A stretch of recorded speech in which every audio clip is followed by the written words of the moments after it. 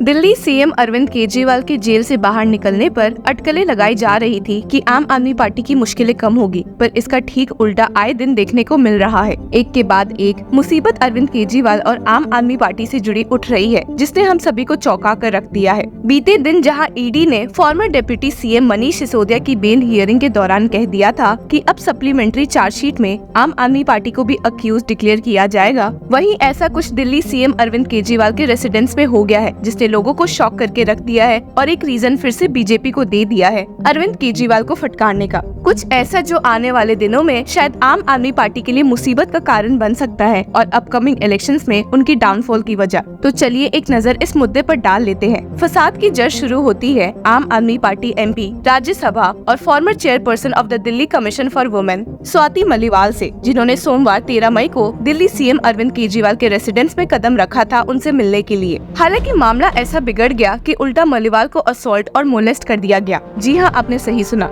जितना ये आपके लिए सुनना शॉकिंग था, उतना ही देशवासियों के लिए था। और जब आम आदमी पार्टी एमपी स्वाति मलिवाल ने ऐड करते हुए कह दिया कि दिल्ली सीएम अरविंद केजरीवाल के कहने पर उन्हें असॉल्ट करवाया गया है, तो लोगों में शॉक की लहर दौड़ पड़ी। अब इस बात में कितनी सच्चाई है या नहीं, अभी कहा नहीं जा सकता है, पर चलिए आपको बताते हैं कि असल में मलिवाल को असॉल्ट किसने किया था। ये काम और किसी ने नहीं बल्कि अरविंद केजरीवाल के पर्सनल एड विभव कुमार ने किया है, और मलिवाल के अकॉर्डिंग दिल्ली सीएम के कहने पर। और बिना देरी करते हुए इस मामले में कई एक्शन ले लिए गए हैं, जिसमें कहने को दिल्ली सीएम अरविंद केजरीवाल ने भी एक एक्शन लिया है। इस केस में अपनी चुप्पी तोड़ते हुए आम आदमी पार्टी एमएलए और राज्यसभा मेंबर संजय सिंह ने कहा है, कल एक बहुत ही निंदनीय घटना घटित हुई, जिसके बारे में आप सबको बताना चाहता हूं। कल सुबह अरविंद केजरीवाल जी के आवास पर स्वाति मालीवाल जी मिलने के लिए पहुंची थी, ड्राइंग रूम में इंतजार कर रही थी। इस बीच विभव कुमार जी वहां पे आते हैं और उन्होंने स्वाति मालीवाल जी के साथ बहुत बदतमीजी की, अभद्रता की। इस पूरे मामले की जानकारी 112 नंबर पे कॉल करके स्वाति मालीवाल जी ने पुलिस को दी। इस घटना की जितनी निंदा की जाए कम है।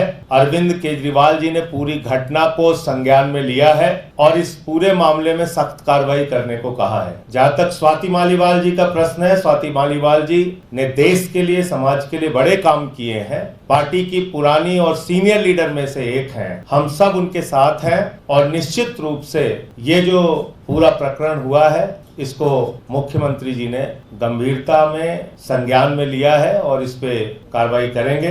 आम आदमी पार्टी ऐसे लोगों का समर्थन नहीं करती है, ये स्पष्ट करना चाहिए। हालांकि इस टॉपिक को इतना लेट एड्रेस करने पर भी आम आदमी पार्टी एमएलए संजय सिंह को काफी बैकलैश मिली है। जहां संजय सिंह ने इस मामले में ये बातें एक ऑफिशियल स्टेटमेंट देते हुए कही है, वहीं deputy commissioner of police north Manoj Meena ने स्टेटमेंट दिया है, we received a PCR call at 9:34 AM wherein the caller said that she has been assaulted inside the CM residence. Accordingly, local police and SHO responded to the call. After some time, MP Swati Maliwal came to the police station civil lines. No complaint was given by her. In this matter, no complaint has been received till now. इस case में national commission for women भी शांत नहीं बैठी और tweet करते हुए कह दिया है, MP Rajya Sabha Shrimati Swati Maliwal reportedly assaulted at Delhi CM's residence. The National Commission for Women vows action demanding justice from Delhi police and sending an inquiry team. Perpetrators must be held accountable. NCW will be sending a formal letter to Delhi police to send an ATR in this matter in 3 days. और police registry की entry में लिखा हुआ है कि lady caller is saying that I am at CM residence, he instructed his PA to attack मी।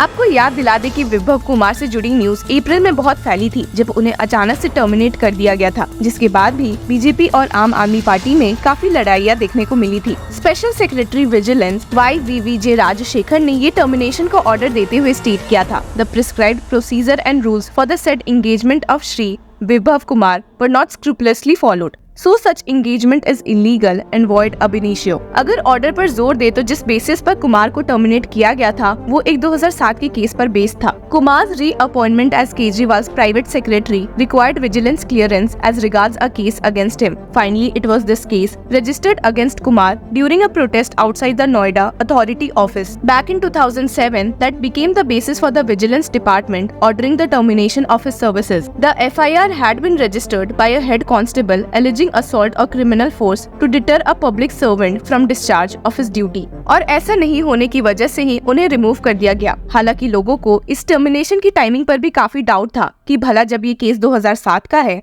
और विभव वापस से रीअपॉइंट केजरीवाल के असिस्टेंट के रूप में 2020 में हुए हैं, तो अब जाकर क्यों उन्हें पहले ईडी इंटरोगेट करती है, जिसके बाद जाकर उन्हें डीओवी द्वारा इस पद से हटाया जाता है। हालांकि अब इस मोलेस्टेशन के केस ने अरविंद केजरीवाल के पीए पर शक की निगाहें खड़ी कर दी है कि ऐसे कैसे उन्होंने एक आम आदमी पार्टी एमपी के साथ छेड़खानी की है, और वो भी दिल्ली सीएम के रेसिडेंस में। अब ऐसा कुछ हुआ है तो भला बीजेपी के मेंबर्स आम आदमी पार्टी को फटकारने में पीछे कैसे रह सकते हैं। इसमें सबसे आगे दिखे हैं यूनियन मिनिस्टर राजीव चंद्रशेखर, जिन्होंने कहा है, Don't forget, this is same Kejriwal who also assaulted the chief secretary IAS officer। और वहीं Amit Malviya BJP IT cell head ने इस पूरे इंसिडेंट पर रोशनी डालते हुए कहा है कि दिल्ली सीएम अरविंद केजरीवाल की अरेस्ट पर भी स्वाति मलिवाल ने कुछ कहा नहीं था और न ही वे उस समय इंडिया में भी थी। He stated, आम आदमी party RS MP and former DCW chief Swati Maliwal alleges that Delhi CM's PA assaulted her. Call made from Delhi CM's house. Remember, Swati Maliwal had maintained radio silence on Kejriwal's arrest. She was in fact not even in India at that time and didn't return for a long time. इस incident पर former Delhi BJP president Vijender Gupta ने भी अपनी राय रखते हुए कहा है,